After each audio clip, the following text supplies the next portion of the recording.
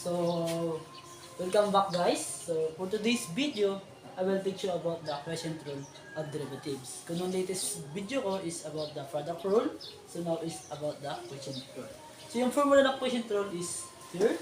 No, kung, if you can see, no, d over dx, no, times u over b is equals b du over dx minus u over dv minus dx over v squared. So, yung binigay kong example dito, no, if you can see, no, find dy over dx if y is x squared over 3x minus 1. Yung first step natin dito is to find the u and v, no?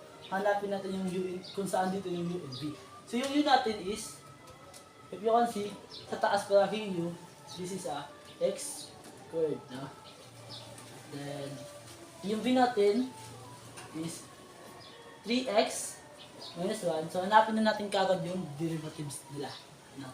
Yung u prime, no? V prime, no? So, yung derivatives ng u is 2x. No? Then, yung derivative ng v naman is also 3 lang. No? Then, next is simplify. No? Isi-simplify natin to lahat. No? dy over dx. No? dx equal, no? Equal natin. So, yung first is hanapin natin yung v, so which is ito yung 3x minus 1 times, so what's the derivative ng u, which is ito yung 2x times minus, then next is itong u, which is yung natin is x squared, no, times 3. No, so yung derivative ng v, so 3. So over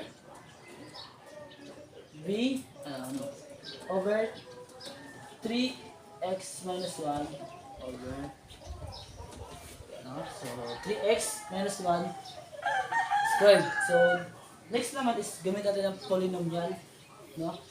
Okay, polynomial. So ganun din, times lang natin sila, times, no? 3x times 2x, which is 6x squared, no? Then negative 1 times 2x, which is 2x, no? Minus squared. So wala ba itong to?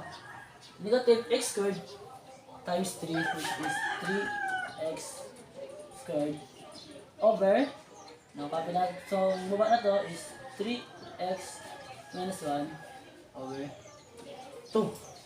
No, so pagkatapos yan, so combine like term, no? So combine like term natin is 3x squared minus x over 3x minus 1 squared, no? So yan. So bakit naging 3x squared pa rin to?